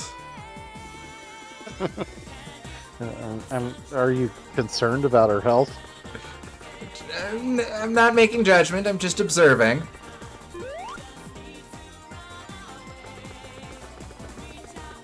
No, you don't need to run away. You need to face your life head on.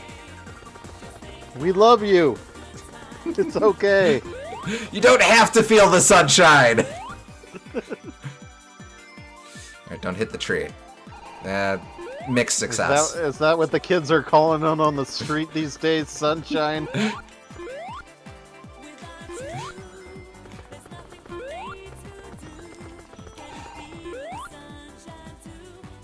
Come to think of it, the,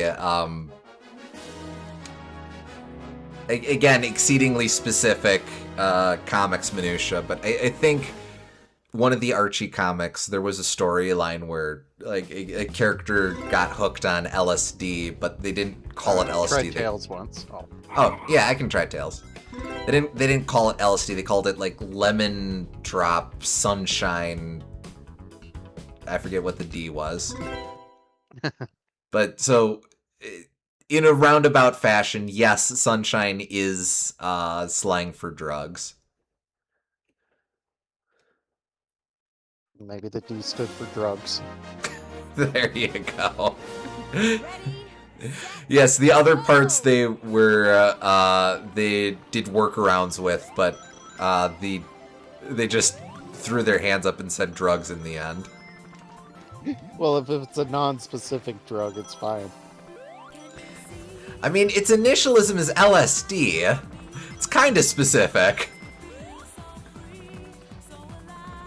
Well, they Yep. were obviously okay with that, so maybe they were also okay with drugs. Okay. QED.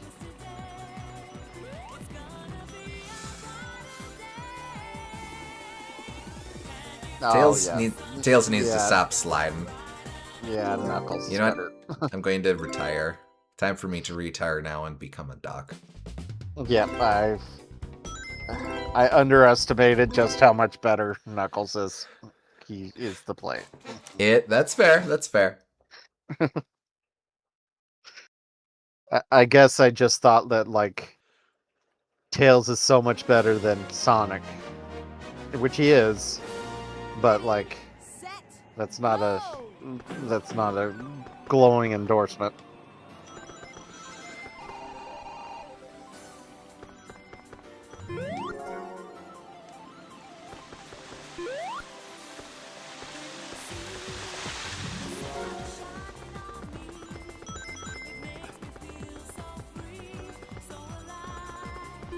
So the tier list so far is like Metal Sonic, Knuckles, Tails,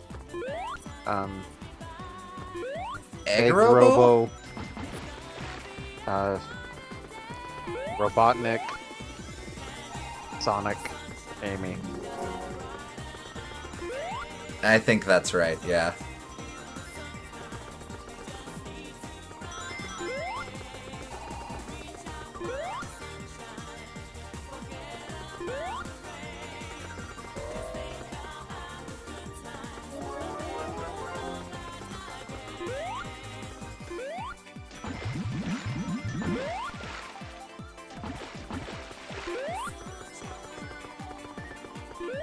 Ah, damn, I picked the loser path.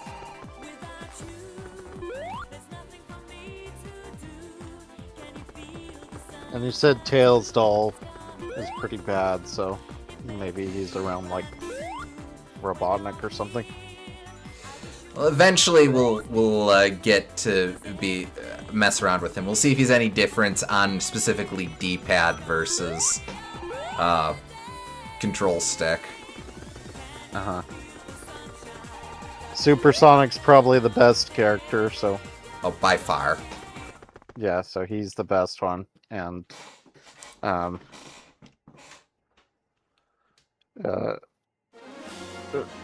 I don't know anything about Metal Knuckles. Set. Go. I seem to recall him just being a faster Knuckles, but, like, that doesn't give us a whole lot of empirical data. Yeah. Haha.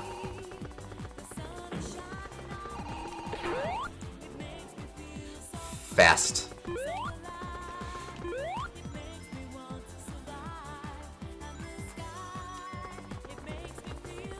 We take those. That was much faster. Don't hit the tree, don't hit the tree. Thank you.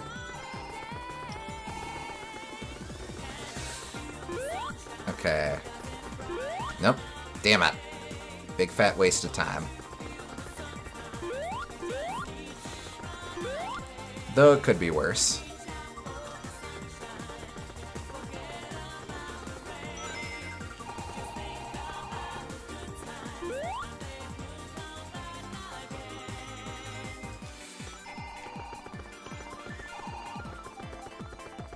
Why? No, why? Ah, damn, he used his turbo boost. Turbo Much- boost. I don't know. I think I need to use my turbo boost on the last lap too. Getting closer though. Well, he's almost the blue blur, so it makes sense he'd have a turbo boost. Yes. Yeah, okay. Now keep in mind, even after we get Metal Sonic, we're going to have to do this again to get the Chaos Emerald. I think there is just one in this level. Is this easier or harder than Whizpig? Oh, way easier. Yeah, way easier. Whizpig's like really hard, legitimately. Now, the real question is it possible... Damn you. Is it possible to beat Whizpig with Sonic R controls? You're probably faster in Sonic R, so maybe, but it would not be fun.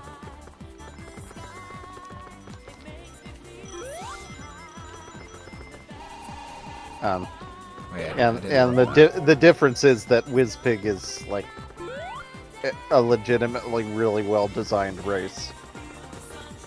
You can all of the mistakes feel very much your fault in that, and you can't make any mistakes in it. Here it's just like, oh well, I guess I got caught on a random bit of level geometry. Fuck my life. Also, Eggman successfully shot me. It sped me up. I don't think Robotnik's weapons are very good. Help. Free me.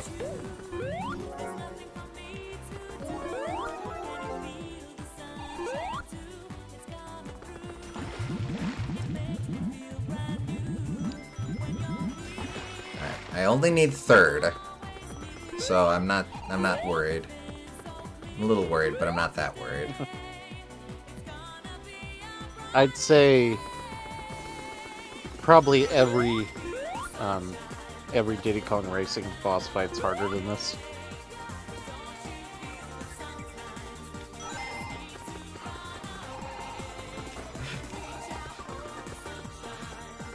Yeah. Ah, man. Whatever. I think literally every Diddy Kong Racing boss fight makes Metal Sonic go, French fried taters! Okay. Ready, set, go. I kind of miss Knuckles having a really flat head like that. Like he did in the classic days. That's from a movie called Sling Blade, by the way. The French fried taters. Oh, that's right. I forgot that wasn't just our invention. A good movie. I think it is faster to go on that side.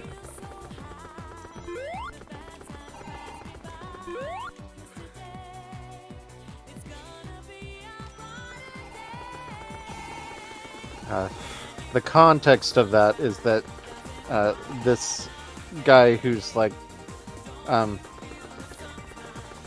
he's I don't want to say he's mentally handicapped because he's not.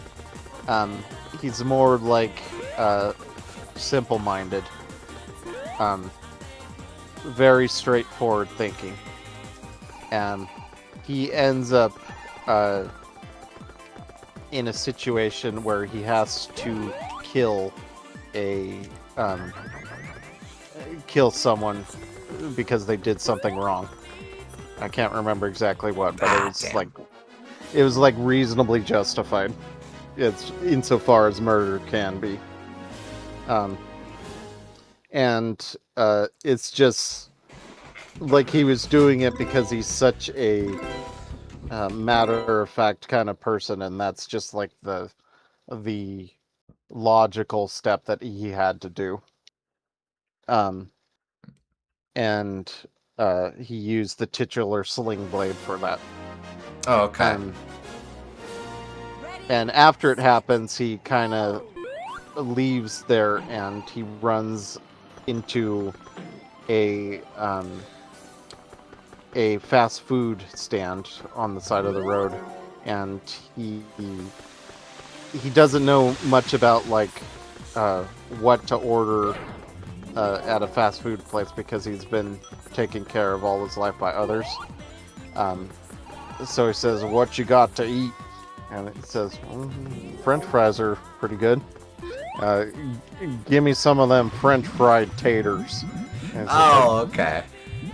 And it's like, you got it. You got anything? And earlier on in the movie,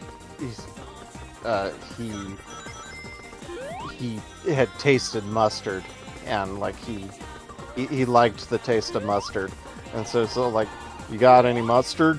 Yeah, we got mustard. Give me some of that mustard for the French fried taters. And he just eats these French fries with mustard on them after committing a murder. Huh? Guess you gotta do something.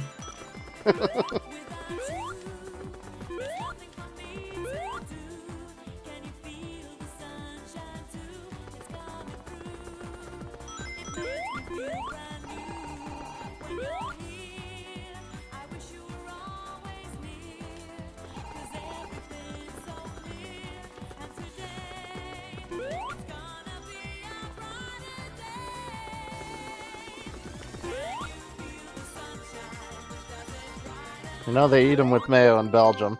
They do. Well, I mean, you taught me that fry sauce is half mayo, Yes. so that don't surprise me. Go! It's half mayo, half ketchup. There you go. I ruined your life for you. It's no longer a very special sauce, it's just these two things put together.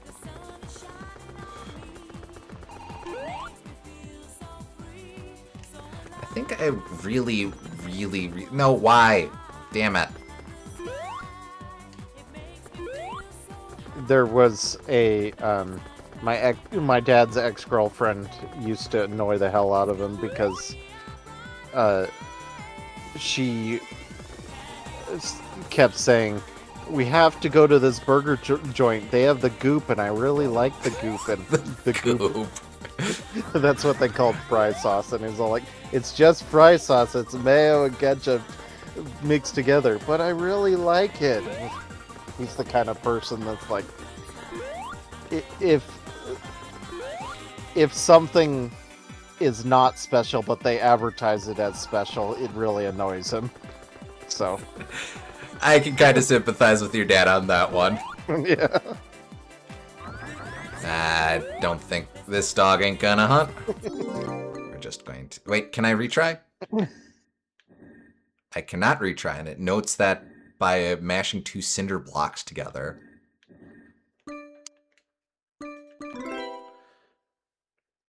What do you mean fry sauce? Oh, fry sauce is a condiment that they have at certain restaurants. Like Goom said, it is just a mixture of ketchup and mayonnaise. Basically the same thing as Thousand Island without the relish, or like Big Mac sauce without the mustard. But you repeat yourself. Yes. Turns out the so-called special sauce that many restaurants have is not all that special.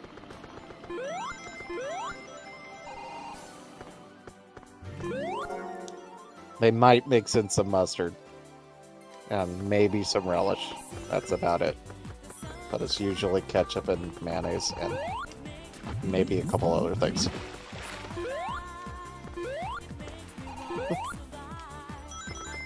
Did they, in fact, call it the goop? They called it goop, not the goop, but yes. That name has just been ruined for me.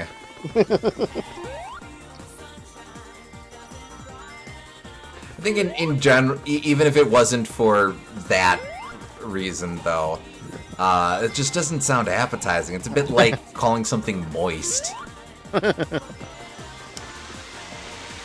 Darling, you know, these French fries are rather scrumptious, but you know what would add quite the thing to them? If we were to slather on a good heaping spoonful of goop.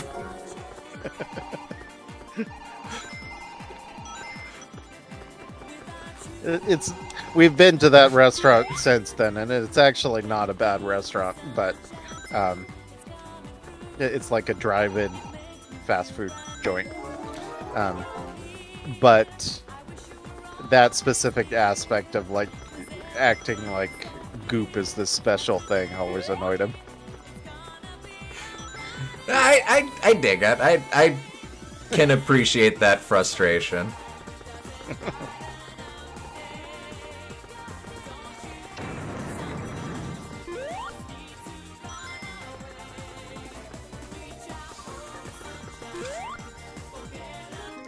Okay, so play is to go for power-ups and hope for either speed boost or lightning shield.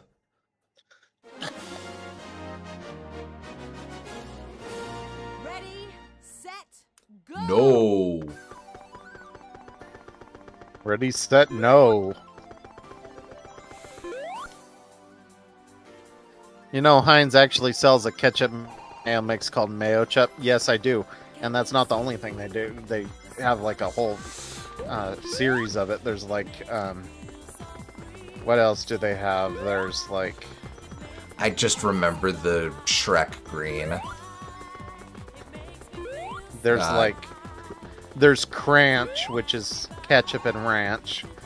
There's, Oh, here. See, I thought there was going to be cranberry in there, and I would have been like, that could be interesting. no. They're not that clever. There was like a barbecue sauce mayonnaise mixture. I forget what that one was called. Good. Yeah, I've never had any of them. They sounded horrible.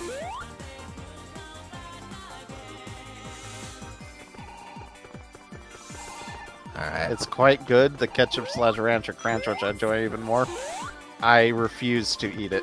I don't care if it's damn. good. I'm not going to buy something called Cranch or or Mayo Chup.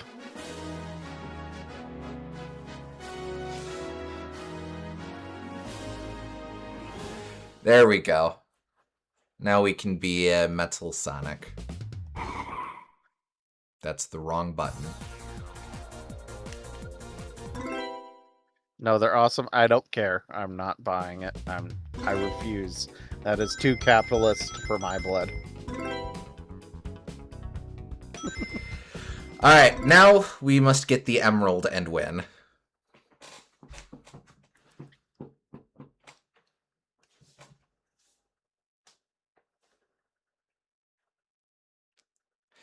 We can almost stop feeling the sunshine, folks.